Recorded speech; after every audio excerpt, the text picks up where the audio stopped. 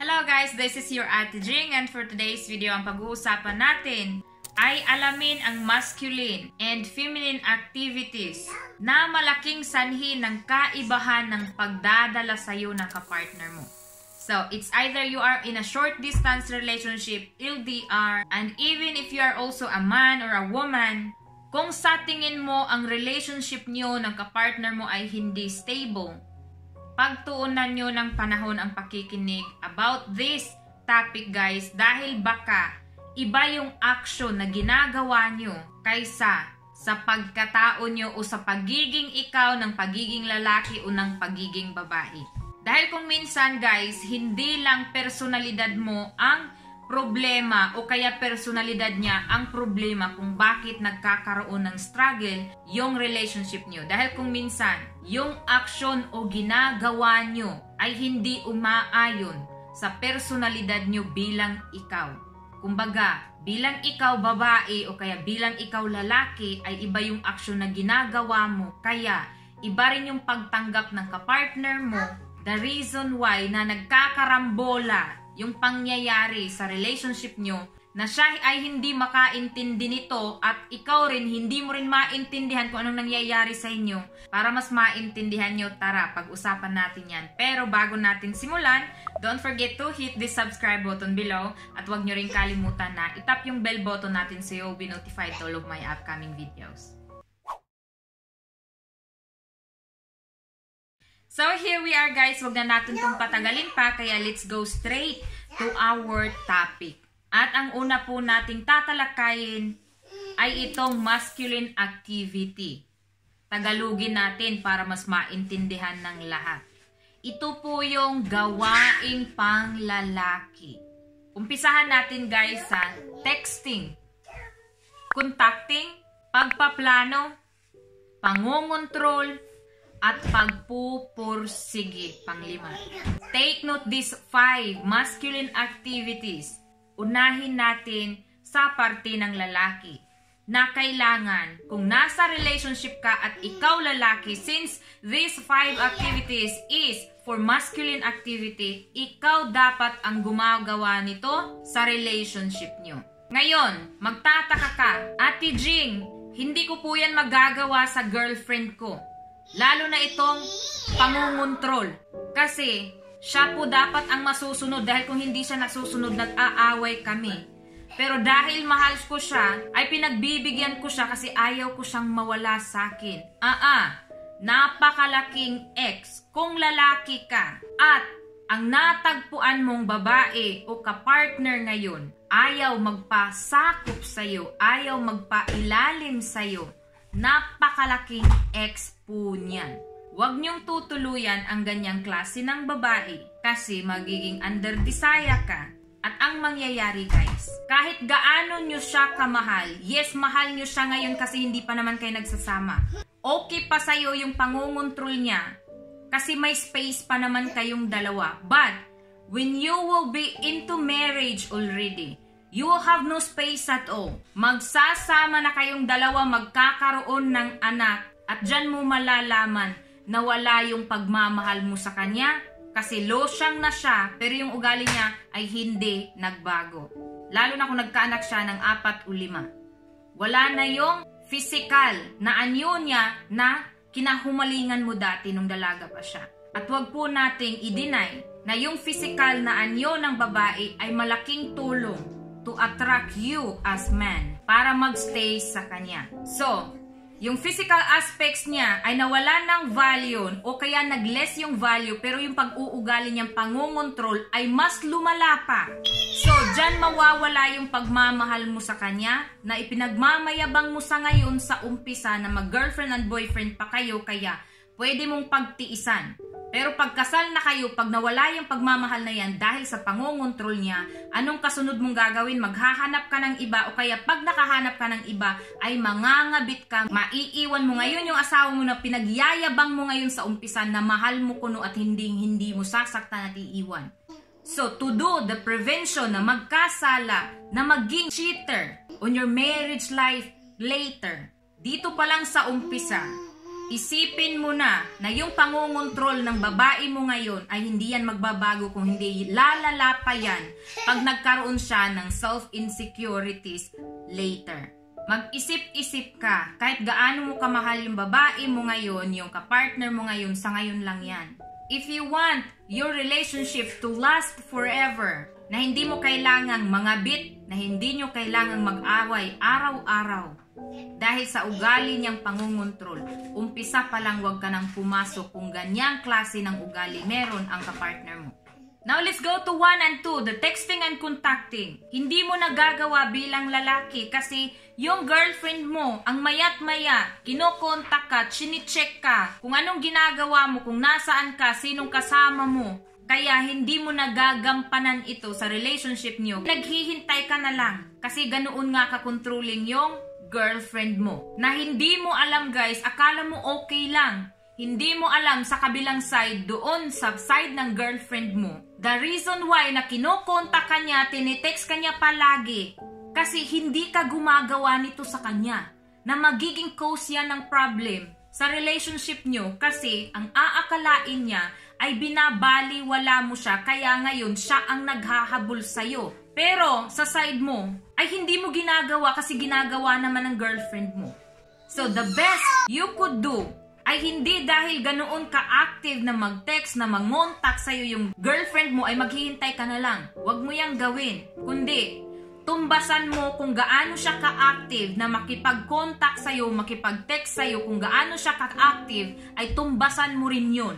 Nang sa ganoon ay ma-assure mo yung kapartner mo na ganoon ka rin, ka-eager na makipag-connecta sa kanya, na makipag-usap sa kanya. So, in that case, pag nakita ng kapartner mo na ganoon ka ka-eager, ay automatic ang may papadala mong signal doon sa kanya ay hindi mo siya binabaliwala.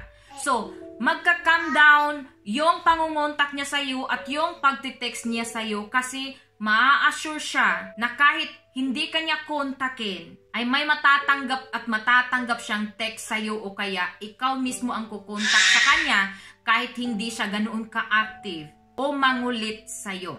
Which is, pag ganyan ang mangyayari, ay ikaw na ngayon ang may hawak ng manubela. Which is just right because you are a man. Ngayon naman ay sa pagpaplano at sa pagpupursige ng mga plano nyo. It's a masculine activity, so it's just right. Tama lang na ikaw dapat ang gumawa niyan. Huwag mong hintayin o huwag mong hahayaan na ang kapartner mong babae ang gagawa niyan. Kasi, katumbas niyan, pag binigay mo sa babae yan, ay para mo na rin binigay yung manibela sa relationship nyo. So, wala kang magagawa ngayon. Kasi siya ang may hawak ng manibela ay sunod-sunuran ka na lang. Which is, pag ang ego mo ay na-oppress, na-apakan, kasi yung kapartner mong babae ang may hawak ng manibela, sunod-sunuran ka na lang, ay matitrigger yon. Maiinsulto ka kasi ikaw yung lalaki, pero wala kang magagawa kundi ang maging sunod-sunuran sa kanya. Which is, ikaw yung may kasalanan. Kasi, yung pagpaplano at pagpupursige para magkaroon ng future or dalhin yung relationship nyo into next level, ay binigay mo yung manibela sa kanya. So, since siya yung may control, wala kang magagawa ngayon kundi maging sunod-sunuran. So, kung ayaw mong ma-oppress, kung ayaw mong maapakan yung ego mo, gampanan mo yung responsibilidad mo bilang lalaki sa relationship nyo. Yung pagpaplano ay wag mong hahayaan na yung girlfriend mo ang magkaroon nito para sa inyong dalawa. Ikaw na lalaki ang mag-isip para sa future niyong dalawa, para nasa iyo ang control. At yung mga effort para magpursige into next level, madala sa finish line, yung relationship nyo, matupad yung mga plano nyo. Huwag mong hahayaan na yung girlfriend mo ang may hawak niyan. Nang sa ganoon, pag nasa iyo ang control, ay mananatili rin sa iyo yung titulo ng pagiging leader ng relasyon nyo. So, lagi nyong tatandaan, as man on your relationship, lagi nyong gampanan yung pagiging lalaki. Lalo na itong 5 activities na ito sa relationship nyo, nang sa ganoon ay hindi ito i-take over ng girlfriend nyo o ng kapartner nyong babae Kasi gusto rin nila na mag-work out yung relationship nyo kasi mahal ka. Hindi ko sinasabi guys na itolerate nyo yung pag-take over ng girlfriend nyo sa relationship nyo kasi para rin naman yun sa kapakanan ng relationship nyo. Ang sa akin guys, pag naapakan yung ego nyo, ay magre-rebuild kayo. So dapat, ang gawin nyo para healthy yung relationship nyo, huwag nyong hahayaan na i-take over ng kapartner nyong babae yung mga responsibilidad na dapat nyong gampanan sa relasyon nyo bilang lalaki. So dapat gampanan nyo yun para magkaroon ng magandang balance yung relationship nyo. And in that case, pag ikaw yung nasa control, ay hindi ka pwedeng mag-rebelde kasi mawawala sa isip mo yun. At hindi mo kailanman maiisip na iwanan yung kapartner mong babae kasi satisfied yung ego mo. Satisfied ka bilang lalaki sa kapartner mo kasi ikaw yung nasusunod. Kasi ikaw yung may control ng relasyon nyo. Now as a man, kung makatagpo ka ng kapartner na babae guys na mas strong pa sa'yo, mas malakas sa'yo at gusto niya na i-take over yung mga responsibilidad na ikaw dapat yung gumawa kahit ginagawa mo naman ito. Isa lang po yung ibig sabihin. She is not the right one for you. Kaya wag mong ipursige na paaabutin mo ng ilang taon kasi paaasahin mo lang siya na magkakatuluyan kayo na malaking problema lang kung magkakahiwalay kayo, na hindi lang sa part niya, kundi pati na rin sa part mo kasi pareho kayong dalawa na nagsasayang ng panahon.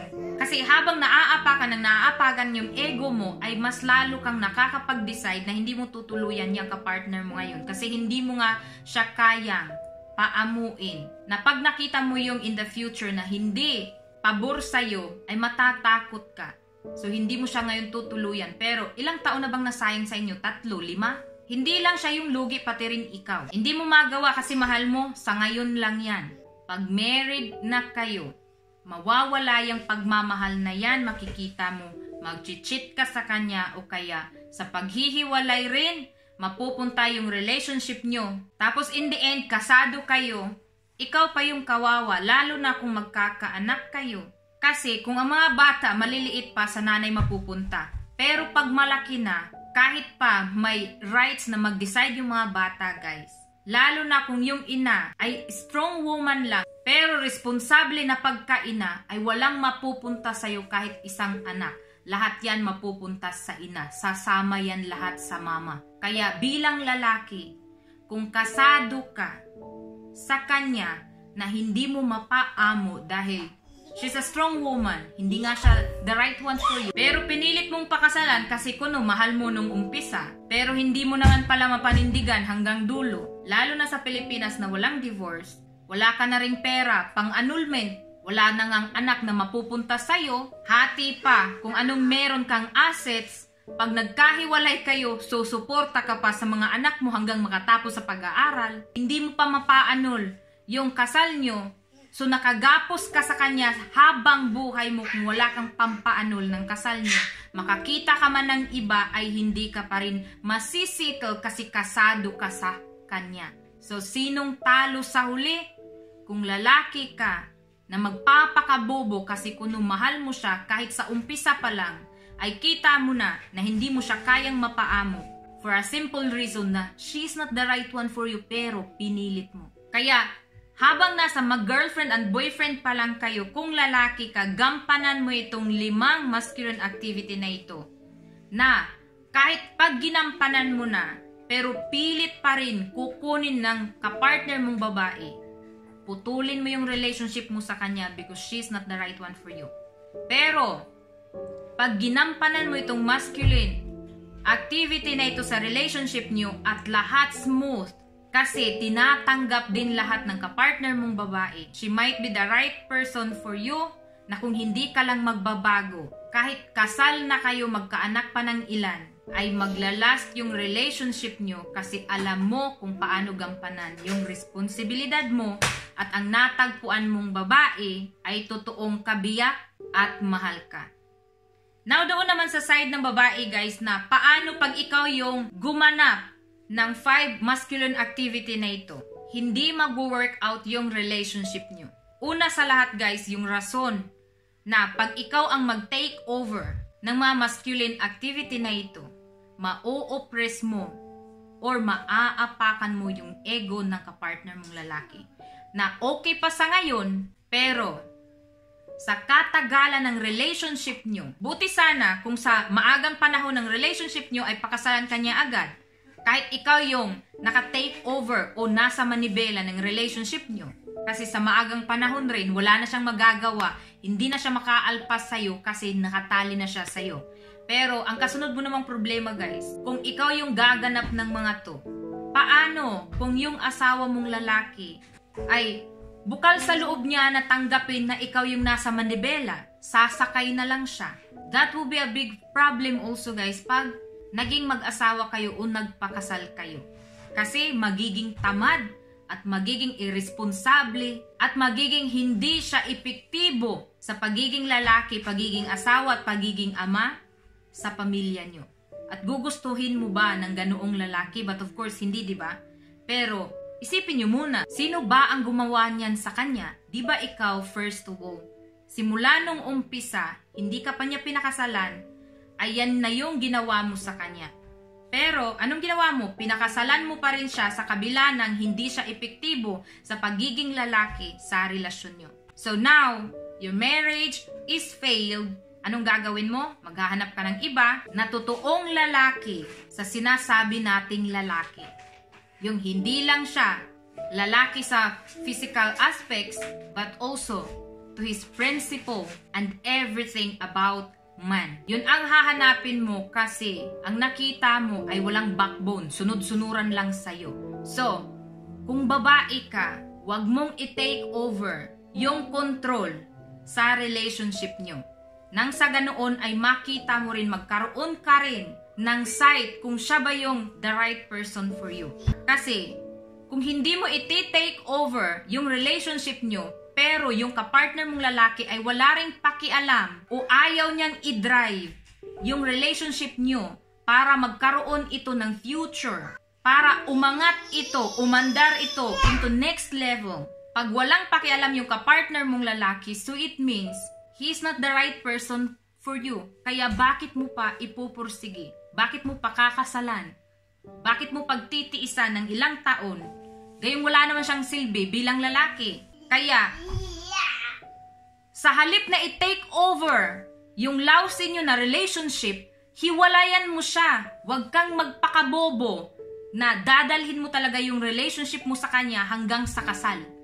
Tapos, pag kasal na kayo, nagkaroon ng ilang anak, saka ka magigising, na wala palang bayag yung napakasalan mo, yung taong minahal mo. Huli na ang lahat. Lalo na kung sa Pilipinas ka, mag-aasawa na walang divorce.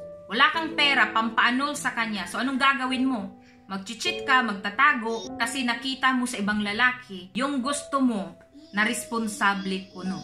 So, kung ngayon pa lang, while you are still on searching stage, bakit mo paaabutin sa ganoon kagulong sitwasyon kung while dito pa lang sa searching stage ay pwede mong i-fix everything yung magiging future mo. So, tandaan nyo itong 5 masculine activity guys, na pag ayaw gampanan ng kapartner nyong lalaki ay huwag nyong i-take over na babae. Para lang magkaroon ng future o kaya mag-move into next level yung relationship mo sa kanya o kaya mag-work out yung LDR mo sa kanya. Huwag nyong i-take over. Kung hindi, dump him. Yung searching stage ay napakahalaga niyan para sa future mo dahil yan lang yung tanging chance nating mga babae na mamili para magkaroon tayo ng better future. Kaya, gamitin nyo yung utak nyo sa paghahanap ng tamang tao para sa inyo. Manatili ka sa pagiging babae at kung yung karelasyon mo ay ayaw niyang gampanan yung responsibilidad niya bilang lalaki sa relasyon nyo, dump him. Huwag kang matakot na mangulikta ng lalaki to select who is the best. Kasi lahat tayo, babae man o lalaki, ay may chance para pumili for a better future. Wala pong masama ang magkaroon ng 10, 20, hanggang 100 boyfriend o girlfriend. As long as you are still single and you are still on searching stage, wala pong masama na magpapalit-palit ng karelasyon basta wag mo lang ipagsabay in just one time. na makipag-commit sa kanila. Okay lang yun kung kaya mo, pero hanggat maaari, kung sa tingin mo ay hindi mag-fit in yung kasalukuyan mong kapartner ngayon sa hinahanap mong tao, wag mong ipilit. Dump it. Dahil hindi pumali kailanman ang pag-iisip at paniniguro ng masaya at masagana at successful na relationship or marriage life in the future. Kaya kung umabot ka hanggang dulo, salamat sa pagsama nyo. Hangad ko ay katatagumpay ng relasyon nyo, pero higit sa lahat, ang ikabubuti para sa sarili nyo. Hello guys, this is your Ate Jing, and for today's video, ang pag-uusapan natin ay alamin ang masculine and feminine activities na maaring malaking sanhi ng kaibahan ng pagdadala ng kapartner nyo sa inyo. In this video guys, ang pag-uusapan naman natin ay yung sa feminine side na mga aktibidad. So here we are guys. Now let's go straight to our topic. Huwag na natin itong patagalin. Excited po akong maibahagi sa inyo yung ideya ko. And to our 5 feminine activities naman ay umpisahan natin guys doon sa ating number 1 na tagapakinig, tagatanggap, pangatlo tagapagsang-ayon, pang-apat pag-surrender, at ang pang-5 maging kabiyak niya. Yan lagi niyong tatandaan guys. Itong feminine activities natin, itong 5 aktibidades na ito, mahalagang magampanan nyo kung babae ka. Umpisahan natin guys on a woman side. I know being a strong woman guys ay napakahirap na gampanan itong feminine activities na ito sa relationship. Pero kung gusto mo ng matagumpay na relasyon, tahimik na pagsasama, napakahalaga bilang babae dahil babae ka. Itong mga aktibidades na to ang gampanan mo at wag mong i-take over o magiging obsessed ka sa gawain na dapat ay sa kabiyak mo o dapat sa kapartner mong lalaki. Kasi dyan mag-uumpisa yung pagkakagulo ng pagsasama nyo. For a simple reason, na dahil babae ka, ay sinong gaganap nitong 5 aktibidades na ito sa relationship nyo kung ang hinahabol mo o ang gusto mong gampanan ay yung responsibilidad na dapat ay sa kapartner mong lalaki. So mawawalan ng balanse yung relationship nyo, mawawalan ito ng direksyon at magiging magulo, puro na lang away yung mangyayari rito kasi nawawalan ng tagapag-alaga itong 5 feminine activities na ito sa relationship nyo. So bilang babae, kahit gaano ka ka-strong woman, kahit gaano ka ka-empowered bilang babae, kahit gaano ka ka-independent, kahit gaano ka ka-smart, mahalaga na huwag kayong lalagpas sa pagiging babae if you want a successful relationship sa kahit sino pa mang makapartner nyo. Ngayon magrereklamo ka kasi hindi ginagampanan ng kapartner kong lalaki yung responsibilidad ng pagiging leader sa relationship namin. So, I need to take over for our relationship. Mali po yun. Kasi, automatic, pag ikaw babae nakipagrelasyon at ayaw gampanan ng kapartner mong lalaki, yung mga dapat gawain na ang lalaki ang gumagawa, huwag niyong ipilit para lang mag-workout yung relationship niyo sa kanya. Don't take over his responsibility na siya dapat ang gagawa nito sa relationship niyo para lang mag-workout yung relationship niyo. Automatic dump him because it's a strong sign that he is not the right one for you. Dahil kung irresponsable siya ngayon, ay habang buhay na yan, irresponsable, hindi na magbabago pa. Kasi ang mangyayari niyan guys, kung itutolerate mo siya ngayon ng pagiging tamad niya, ng pagiging irresponsable niya dahil hindi niya nga ginagawa yung mga dapat siya yung gagawa sa relationship niyo, gaya ng pagpaplano, pagpupursige, kung anong dapat gawin, effort para matupad yung mga plano niyo together. Kung hindi niya yung ginagawa, huwag niyong i-take over yung responsibilities niya. Kasi alam niyo, ang lalaking irresponsable, while you are still on dating stage, ay hindi na po magbabago yan. Dahil yan na po yung pagkatao niya. So, huwag niyong ipilit while you are still on dating stage kung ganyan na siya ka-irresponsable, dump him. Because for a simple reason na he is not the right one for you. So, ang pagganap nitong 5 feminine activities natin guys bilang babae sa relasyon ay hindi lang para mapabuti yung relasyon mo sa kapartner mo kung ang matagpuan mo naman ngayon is the right person. Yung lalaking lalaki, hindi lang literal na lalaki on physical aspects but also to his principles. Kumbaga, a responsible one. Kung siya yung matagpuan mo, napakaganda ng takbo ng relationship nyo kung ikaw ang gagawa nitong 5 feminine activities. Kasi balanse yung takbo ng relationship nyo. Ginagampanan niya yung pagiging lalaki sa relationship nyo at ikaw naman yung pagiging babae sa relationship nyo. Ayaw mo nang matiwasay at tahimik na relasyon, masaya lang pag ganyan. Kahit may problemang darating sa inyo, kahit mag-aaway kayo, ay hindi mo mapapansin na nag-aaway pala kayo. Kasi masaya yung relationship nyo.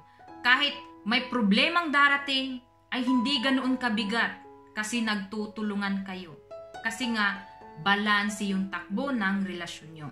At hindi lang yun, pag gagampanan mo itong 5 feminine activities sa relasyon, ay mas madali mong makita kung yung kapartner mo ngayon ay tamang tao ba sa iyo, hindi.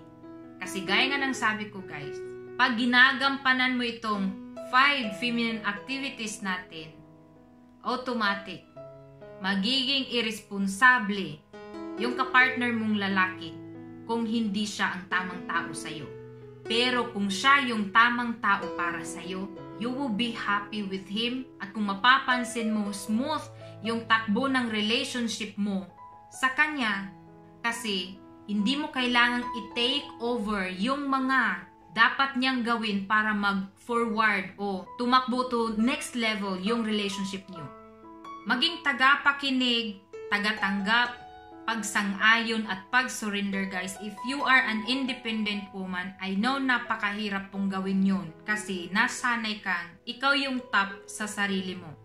Kaya pagdating sa relasyon, ay gusto mo maging top rin. Which is, isipin nyo kung babae ka, ilagay mo yung sarili mo ng pagiging babae. Una nyong intindihin, pagdating sa relasyon, huwag mong i-focus sa sarili mong kapakanan, sa sarili mong emosyon, sa sarili mong pakiramdam, sa sarili mong future, o lahat-lahat ng pansarili mo. Kumbaga magiging selfish ka. Huwag ganoon. Kasi kung papasok ka sa relasyon, always consider yung mga responsibilidad guys. Always consider your partner's feelings. Always consider not only your future but also his future. Kasi kung nasa relasyon ka, ang bubuuin mong pangyayari sa buhay nyo ay hindi lang sa'yo, kundi kaya nga tinawag na nyo kasi dalawa kayo. Future mo, future niya. Buhay mo, buhay niya. Kasi pag nasa relasyon kayo, kayong dalawang tao ay magiging isa. Kaya always consider your partner sa lahat ng aspeto na meron kayo sa relasyon. Lalo na itong maging kabiyak.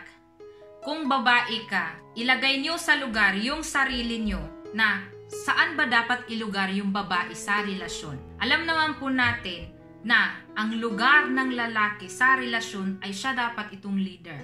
So, saan ka ba dapat ilagay? Yun yung panglima nating aktibidad bilang babae, kundi ang maging kabiyak. So, don't take over the position of being a leader sa relationship kung gusto mong magkaroon ng successful relationship sa kapartner mo. Kasi kung ipapractice mo itong pagiging kabiyak sa karelasyon mo, sa kapartner mo, itong 1, 2, 3, 4 natin guys na pagiging tagapakinig, tagatanggap, tagasang-ayon, at pag-surrender doon sa kanya, pagpapasakop doon sa kanya, ay napakasimple mo na lang na magagampanan yun. Kung mapapractice mo itong gawin, itong activity number 5 natin ng pagiging kabiyak sa kanya. Lagi niyong tatandaan na kung babae ka, don't take over the position of being a leader on your relationship. Dahil hindi lang yan makakapagbigay, matiwasay, or peaceful order doon sa relationship nyo kung hindi higit sa lahat, kung nasa dating stage pa lang kayo, yung tipong hindi pa kayo kasal, ay dyan mo madidetermine kung yung kapartner mo ngayon ay the right man for you ba o hindi. Kasi kung siya yung leader sa relationship nyo at tama yung pagdadala niya, at the same time nagagampanan mo yung feminine activities mo sa relationship nyo kasi hindi mo kailangang mag-worry na kailangan mong i-take over yung responsibilidad niya bilang lalaki kasi gusto mong mag-work out yung relationship nyo. Kung hindi mo kailangang mag-worry ng ganyan, so it means he is the right person for you. Now, kung sa buong panahon na magkarelasyon kayo, kailangan mong gampanan yung feminine activities mo, pero at the same time ay kailangan mo ring gampanan yung masculine activities sa relationship nyo kasi hindi ginagampanan ng kapartner mo, automatic, he is the wrong person for you. Kaya, wag mo nang i-pursue yung pagkikipagrelasyon sa kanya. Wag mong ipilit para lang kuno masabi mong nag-success ka sa kanya. Lalo na kung gwapo siya at pinapangarap mong country, yung country niya na mapuntahan, mayaman siya, macho siya, siya yung dream guy mo on physical aspects. Kaya pinipilit mo. If you want to be happy, wag mong hahayaan na ikaw ang gagawa lahat ng responsibilidad or these activities on your relationship para lang mag-work out ito. Sakit, pagtitiis, and failure ang naghihintay po sa inyo pag ipupursu nyo yung ganyang klase ng relasyon. Now, let's go naman to the other side guys, sa side ng mga lalaki. Pag ikaw ang gaganap ng itong 5 feminine activities na ito, huwag mong gawin yan. Kasi bilang lalaki, may ego ka. While you are still in dating stage, matitiis mo yan ngayon na ang nasa manibela ay yung kapartner mong babae.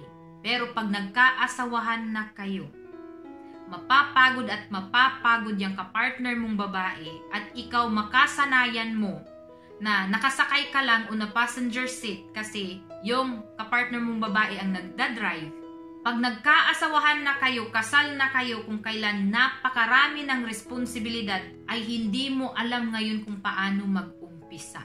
Idagdag pa na iniinsulto ka na ng asawa mong babae kasi wala na siyang respeto sa iyo dahil nawala na yung pagmamahal niya sa inyo sa bigat ng responsibilidad na nakabalikat sa kanya, na pinasan niya for a long time dahil pinabayaan mong siya lang ang magpasan nito.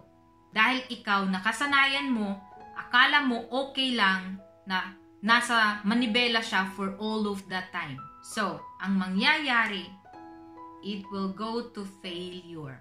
Buti sana kung yung failure na yan ay wala pang cheating na nangyayari sa hindi man sa side mo, ay lalo pa sa side niya kasi naghahanap na pala siya ng damay sa sobrang bigat ng pinapasan niya. Na pag cheating na ang pumasok sa relationship niyo ay napakahirap ng i-fix niyan. Kasi papasok na yung ego mo, yung pride mo, kahit wala ka naman dapat karapatan. Kasi simula umpisa, ikaw yung nagpabaya. Kaya if you want a successful relationship with your partner, kung lalaki ka, wag na wag mong hahayaan na ikaw ang gaganap nitong 5 feminine activities sa relationship nyo. Pag ang natagpuan mong kapartner na babae ay gusto niyang ikaw ang nasa ganitong aktibidades sa relationship nyo, automatic, she is not the right one for you. At pag ang natagpuan mo ay feminist, automatic, she is an immature. Pag siya ang nagdala ng relationship nyo, kakain ka araw-araw ng pang-iinsulto. Pangmamaliit mula sa kanya na sa ngayon kaya mong tiisin, paano pag nagpakasal kayo, nagkaroon kayo ng anak? Mapapagod at mapapagod ka. Kaya ang mangyayari, maghahanap ka ng iba na yung makakaintindi sa'yo at lalo na yung makakapag-boost ng ego mo. So, saan na ngayon mapupunta yung relationship mo sa kanya? Wala, into failure. Para saan papasok ka sa relasyon? Para lang din sa failure na future. So while you are still on dating stage, sa kapartner mo, tingnan mo kung hinahayaan ka ba niyang gawin yung responsibilidad mo. Kahit ba hindi ka ganoon ka-strong doon sa mga masculine activities na dapat gampanan mo, pero hinahayaan ka niya na gampanan mo yun, pinagtsatsagaan ka niya, at tinutulungan ka niya, lalo na kung ina-advisean ka ng kapartner mo na ganito, dapat ikaw yung gumawa nito kasi lalaki ka, take it. She is a keeper. And she is the right person also. Napakaswerte mo kung makatagpo ka ng ganyang klase ng babae. Kaya wag mong sayangin. Kasi ang babaeng mag-guide sa'yo na ito yung tama, gawin mo kasi responsibilidad mo ito bilang lalaki. Don't be insulted. Dapat ikit mo yung ganyang klase ng babae kasi matured yan. Kaya kanya ina-advisean kasi ayaw niyang i-take over yung responsibilidad na ikaw dapat ang may gawa. Kasi kung siya ang mag-take over, alam niya na masisira yung relationship niya sa'yo. At mahal ka niya, kaya instead na i-dump ka niya, ay tinutulungan ka niya na i-work out yung side mo kasi mahal ka niya. So, do the effort also. Huwag kang mainsulto kung i-guide ka ng kapartner mo kasi siya yung may alam. So, it's either you are on long-distance relationship or short-distance relationship. Lagi niyong tatandaan, guys, na lahat ng future natin ay nakasalalay sa kung ano yung aksyon na gagawin natin ngayon while on dating stage. Kaya kung umabot ka hanggang dulo, salamat sa pagsama sa akin. Hangad ko ikatatagumpay ng LDR nyo o ng kahit na anong relasyon na meron kayo. Pero higit sa lahat, hangad ko ang ikabubuti para sa sarili nyo. At huwag nyong kalimutan na para mas maintindihan nyo itong video na to, don't forget to watch the part 1. Thank you for watching. Thank you for being with me. See you in my next video. Paka!